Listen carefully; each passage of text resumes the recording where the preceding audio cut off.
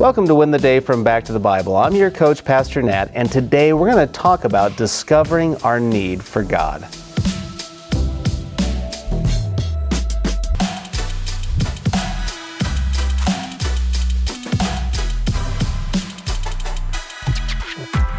I feel kind of ashamed right now. You see, I was hungry at home, so I opened up my cupboard doors in our kitchen.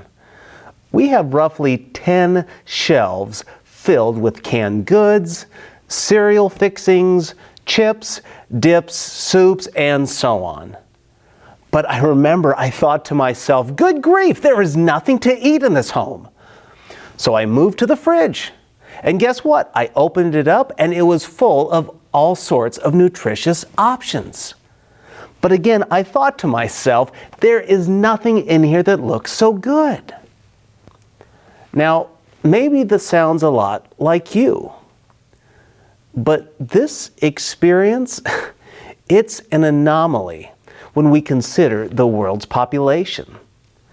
That's why today's teaching from Jesus on prayer may seem out of date, but it's still relevant in more ways than one. This is what Jesus had to say in Matthew chapter 6, beginning in verse 11. He said, "Pray this way, give us today our daily bread." Now, upon reading this over and over again, I kept thinking, Jesus, this isn't very American. As Americans, we are very independent. So for us, this prayer request probably seems offensive, and if not offensive, at least pointless. So we probably don't need to pray this way in our model for prayer, right? Wrong. Jesus says, pray this way, give us today our daily bread.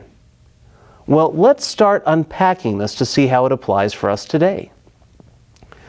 The first question we need to answer is who is to give us this provision?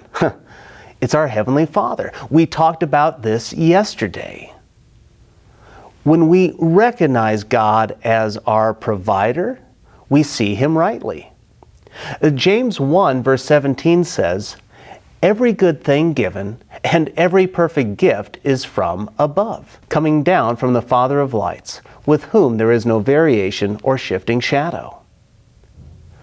Simply put, all and every good thing comes from God the Father. Then remember, Jesus said, give us this day our daily bread. When we say give, it actually recognizes our need. It acknowledges our total dependence upon God. Now, this is a struggle for all mankind. We tend to think that we are our own little gods, that we can do life our way on our terms. But we're not gods. We are God's children. And as His children, we know better, and therefore we need to live accordingly. So when we make this request, it acknowledges that God is the provider.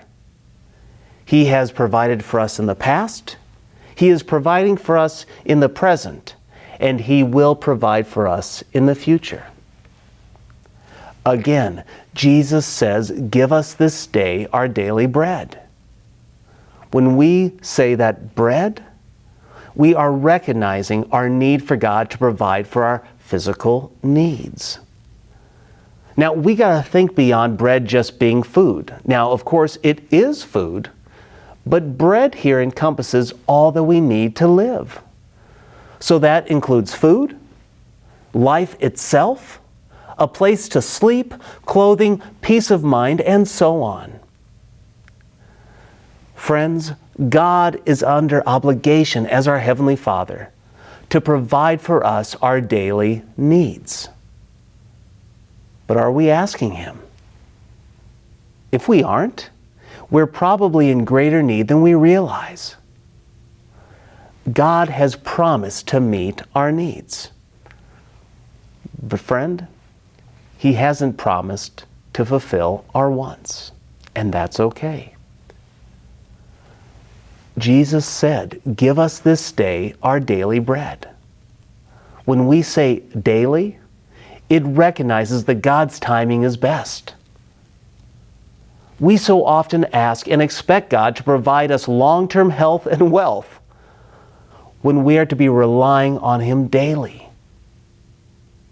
Each day, He has promised to meet our needs, and our willingness to ask Him is proof of our belief in Him and our need for Him. So this is my challenge for you today. Ask God for your needs and then live contently inside them. Try this even for one day. Yes, you can go order a pizza because you don't want that canned soup, but ask God for the contentment because your need is met, and then live in that provision. When we ask and live within God's provision, it displays to the world that we really love and trust our Heavenly Father. It's in those moments that we win the day.